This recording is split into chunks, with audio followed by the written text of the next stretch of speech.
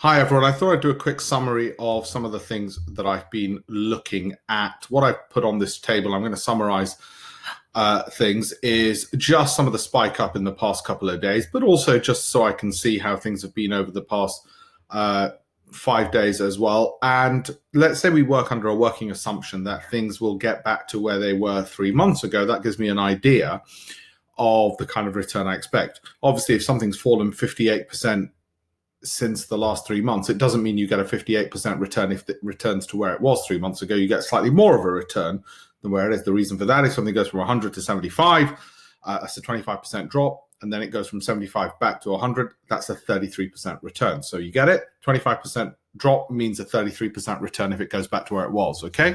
So these numbers, let's say this is where things might get to, even if it does just return roughly to where it was. So what are the factors that I want to analyze? How am I looking at things initially just to get some ideas? Well, I do look at the Alpesh value growth rating.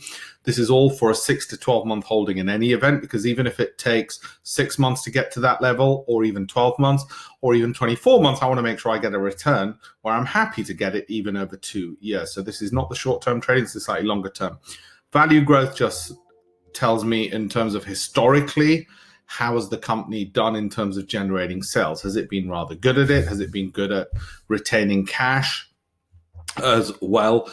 And is it trading at a relatively cheap price to the kinds of profits it was used to delivering? And let's work on the basis that its factories haven't burnt down. All that's happened is it's still going to be able to return to generating cash flow on capital. Another way of looking at that is the way Goldman Sachs does. They use this figure for their wealth management business, and they base the higher the number this is, the more cash a company can generate based on its investments to date. So that's important. I want to be able to see in the future, has it got the capacity at least to generate cash? Because that's going to be king in this kind of environment. Whether or not it does, that's more to do with macroeconomic factors, but let's just work with what we've got. Then the Altman Score is under normal circumstances, tells you how likely a company is to go bankrupt within a couple of years. Higher the number, the better and safer the company is. So for instance, an Altman Score, let me just move my fat face out of the way, an Altman Score of over 3 means the company's safe. When I look down at these figures, some of the things which come to mind is, well, I might get a bit worried about Aston Martin because its scores are not as high as I want them to be. Having said that, it's a non-perishable good. The Chinese are going to probably continue buying them. They're a major buyer of Aston Martins, by the way, because they're such a wealthy country. So let's say that were to return roughly to where it was 3 months ago, then I might get a 60% return over 2 years. But that's not at the top of my list right now. Why?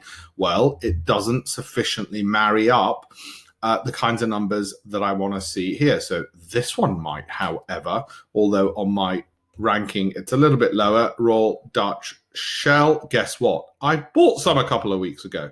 Now, I'm not going to go through all of this. You can pause the screen and look at them yourselves and see the kinds of numbers and what we're seeing. For instance, AJ Bell, the stockbrokers, guess what? Stockbrokers are going nuts at the moment because they're getting so much business, okay? And lo and behold, in 3 months, I might get a 40% return if it goes back to where it was.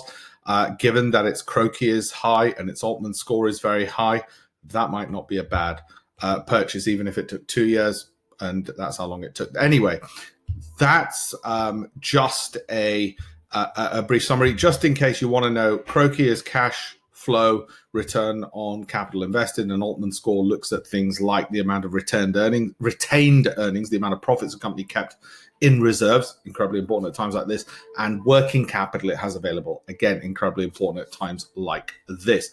I may do a separate webinar on which companies are most distressed, but for the moment, this is just a short video just to explain some of the analysis at the moment. Whatever I do get into, I will put on my pipspredator.com Telegram channel so people can share, or on trading-champions.com as well. Thank you.